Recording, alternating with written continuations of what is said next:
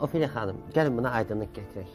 Onda Siyavuş müəllimlə siz boşanmışdınız, yoxsa bir yerdə idiniz? Yox, bir yerdəydik. Bir yerdə. Bəs sizin həyat yoldaşınız bilmirdi ki, siz dəli deyilsiniz?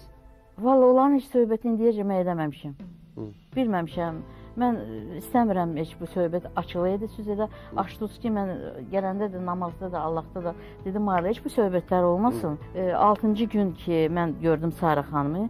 Sarı xanım, Axabasquryev mənə dedi, get soyun, sənə baxacağım. Axı, burada yatan, gerək 3 ay dispanser uçotunda olsun.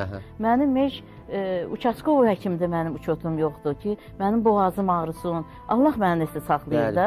Demə, mən vergiliyəm, mən bilmirəm. Hissiyatlı vergili. Xeyirxah bir insan olmuşam Allahın yolunda. Hə, qayıtdı ki, Axabasquryev sənin bir şeyin qəbul edəcək. Görün, bu pərtdir.